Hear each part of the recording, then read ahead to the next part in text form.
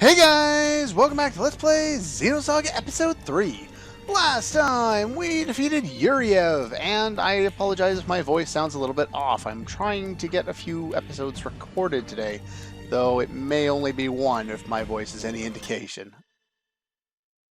This time, It ends here, Dad. we finished the job. This power is not something a human being can control. My hopeless son. Do you really think this is the extent of my powers? It doesn't matter what you say now. You've lost. This is true.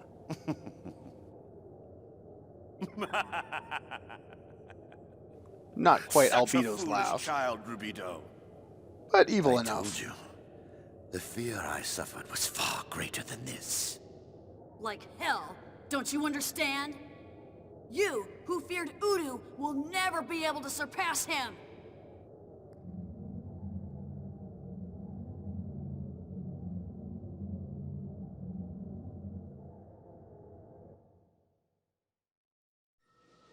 Cutscene You time. are the one who doesn't understand, Rubido. He's still got some power.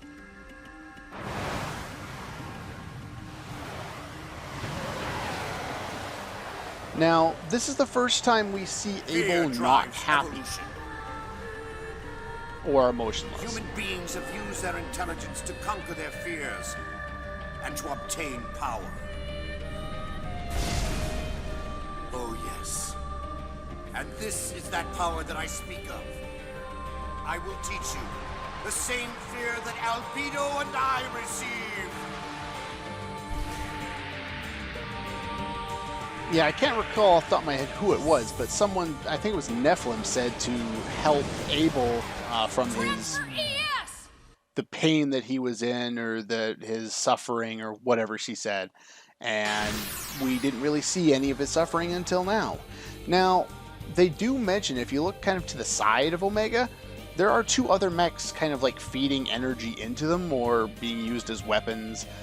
They just kind of float around. They're not targetable. You can't target them, but they are there. So if you're interested in that. I built up to level 3, which we unlocked a couple episodes back. And as we saw when we checked in the menu, there's some new abilities there. Massive lightning. No status immunities here to worry about. So let's just unload 68,000 damage all in one move. This is probably not the best way to go about this boss fight, but it's hard to say. As you can see, we've already eliminated a good chunk of his HP, but there is a mechanic to this fight that means I'm going to take an extra hit if I do it this way. Now, I do it this way simply to make the boss fight go by faster. He does a seal program here, and now I believe it's whoever he targets next. So in this case, Zebulon will, every time that character attacks, he'll do a counter, I think. And I don't think you can avoid it. Maybe. It's hard to say. He attacks with a whole bunch of things.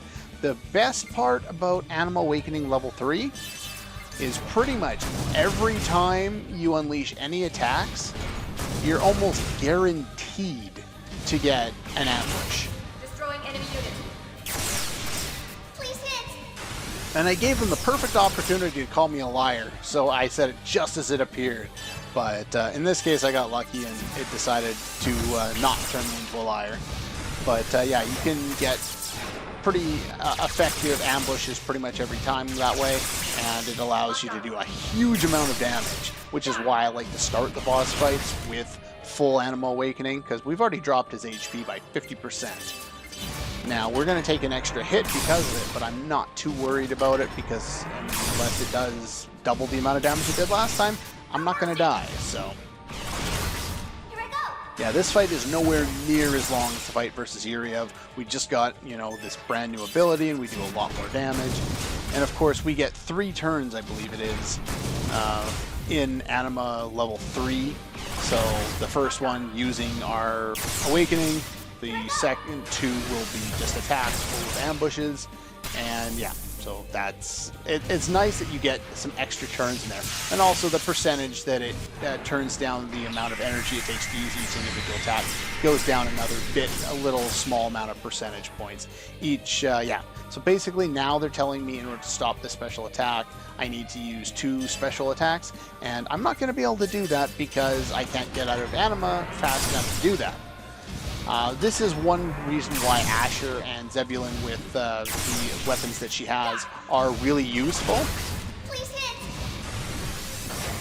Because you need to be able to build up to level 1 so you can use those 2 Anima Awakening attacks to dissuade this one from using their abilities.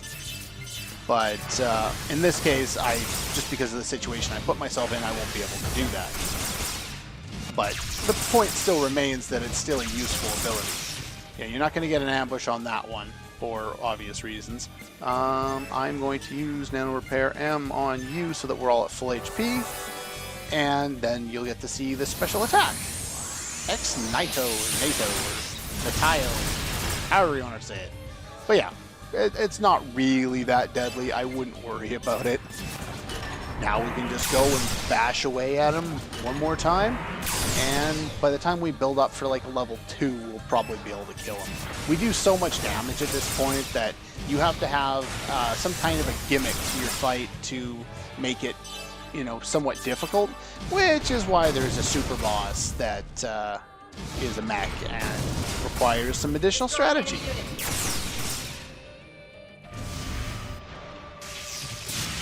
But yeah, this fight won't take anywhere near as long as the first one. Kind of weird that they put this as the second fight and it's easier by a long shot. Kind of weird. And we got Mine down on us, which I'm not worried about. We just need to do more damage. Once we get to level 2, I'll probably heal up a little bit, and then unleash some anima attacks, and we'll end this fight pretty quick. There we go.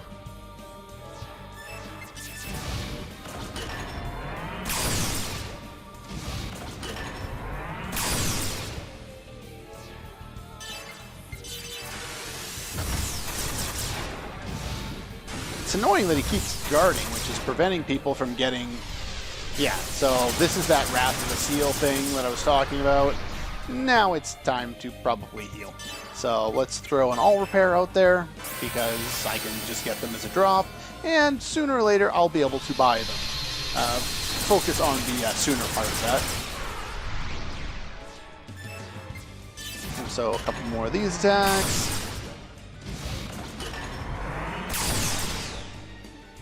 And a couple more of those attacks. And yeah, let's unload. Hell, we could probably unload some Anima level 1 attacks and end it that way. Sure, why not? We'll do Anima level 1 attacks. Even though they don't do any more damage than our normal attacks at this stage.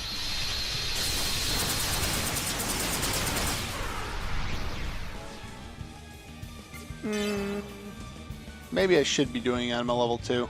Because he does have a lot of HP. Oh well. We'll do one of each. Yeah, there we go. So I would have been able to use level 1s, but oh well. The point remains, he's dead now. Cool music for the boss fight. I didn't really talk about it because there's just explosions the entire time, but...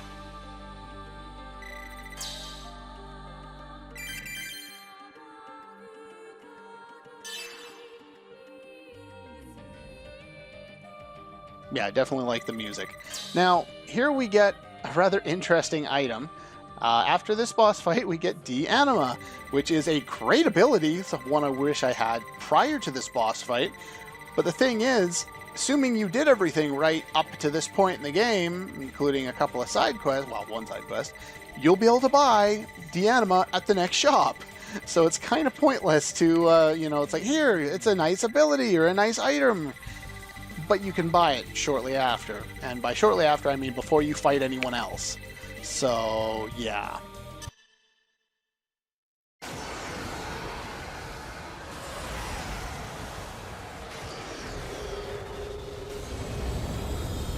And it spits Uriel out. Or not. Amusing. But I'm afraid you're just wasting your time. This power is infinite. As long as I have the Zohar enabled, my power will never fade. So, Stop it. relies on Udo two will awaken. things. Once that happens, there'll be no going back. That face, the expression of fear. Interesting. That's how you looked when you betrayed your own comrades. Your fear will soon become a new source of power for me. Damn it! What do we do, Junior? There's no end to this. You're in way over your head. That power is not yours. Sweet music to my ears once again. He's back. You're simply being seduced by that power. Just like I once was.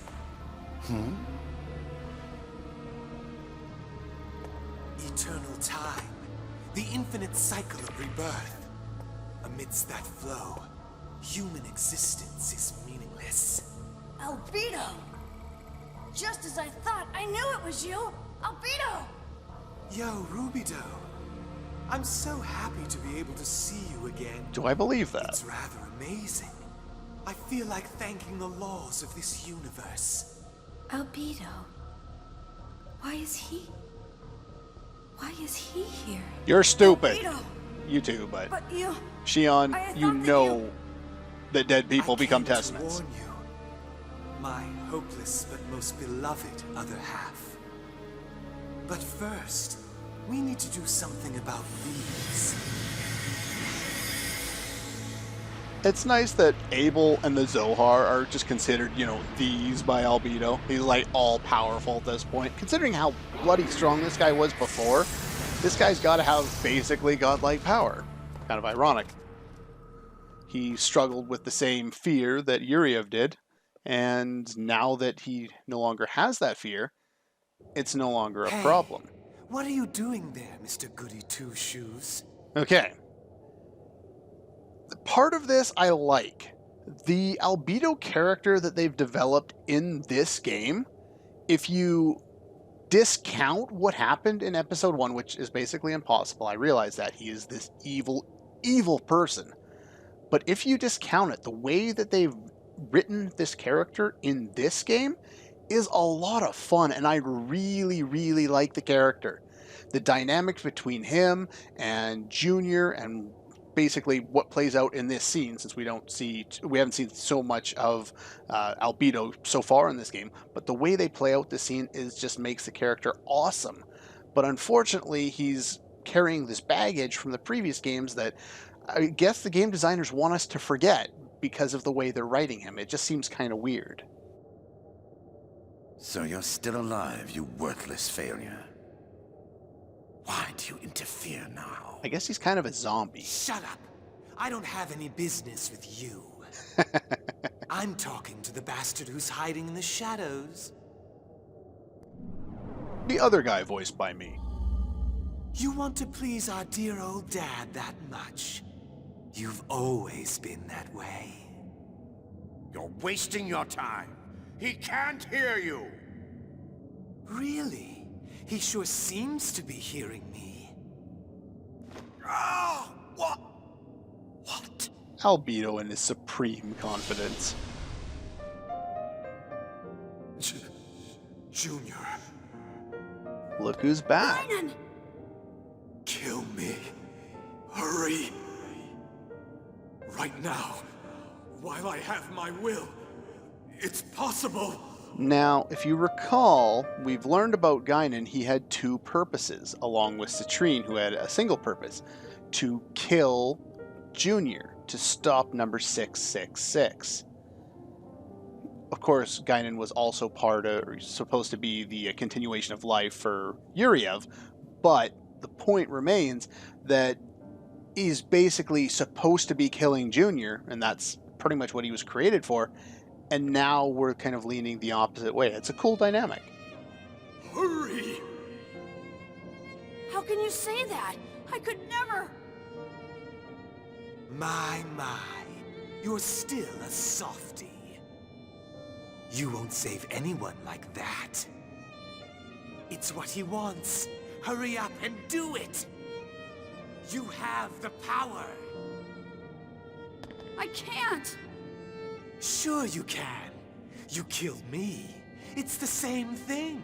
And that's one of the other things about this whole thing. I can't kill him. Well, basically, those two, Junior and Negredo, got along a lot better than Junior and Albedo because of the estrangement they've had, all the evil stuff that Albedo's done.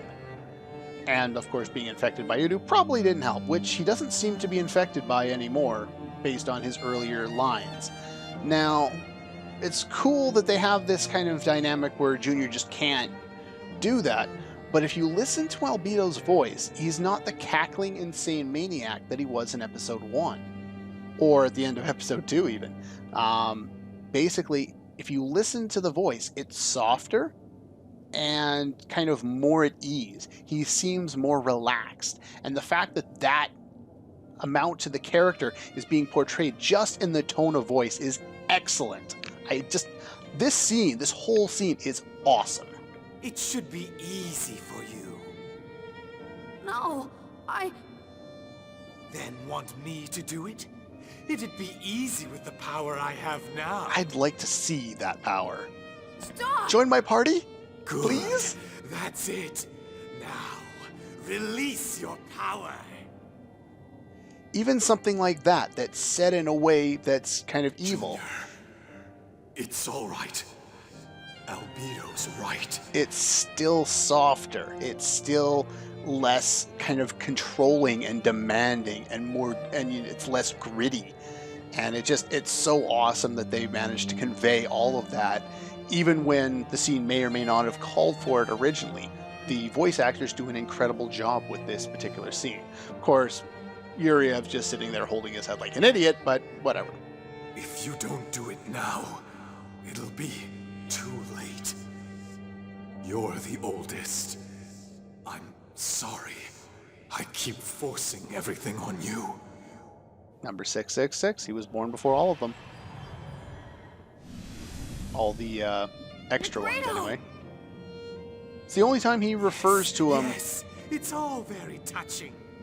Now hurry up and form the link. Yeah, it's the only time he refers to him as Negredo, as far as I know, post, callback idea, or post, after all that happened, after the Milshin incident and all that stuff, once they've kind of, since the start of episode 1, like they go back in the timeline, and then obviously he was calling him by that then, but since Guinan got the name Guinan, he's pretty much always been referred to as Guinan by Junior. It's interesting that he goes back now.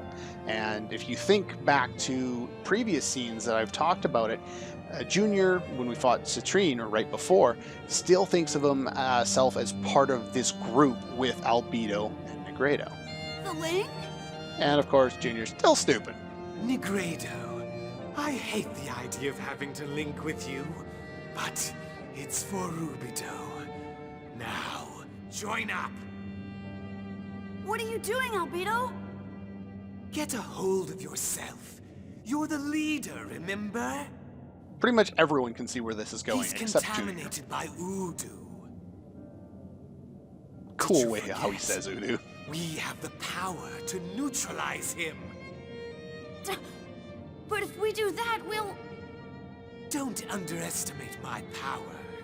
I'll send him into another dimension. Albedo's God! Sorry, Negredo. I'm going to use your body. Kinda creepy. Once we start the link, go inside Rubido before you lose your body. So, I'm not sure exactly how this works, but they're talking about they have talked about the fact that there's the ability of the URTVs to telepathically communicate. Well, they've also talked about it, I believe, as being sending your mind out to others. I guess that's the idea here, but we'll let them play it out. I'll take care of the rest. Because you're all Albedo, powerful. Are you planning to leave me again? Oh, stop crying. Like I said before, I hate both of you. Bullshit. And that's one of the things There's I no really time. like Begin! about the way that they do up this entire scene is Albedo is treated not as the evil bastard that he probably should be treated as, but as kind of an estranged brother, which has also been part of his character. But all that evil should override it. But the way they're writing it here, if you don't think about all the evil he's done and just think about, oh, he's an estranged brother, it's just a cool scene all around.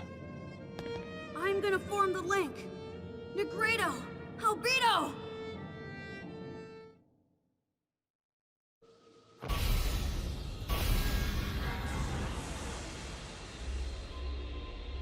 Good! Keep suppressing Udo's waves!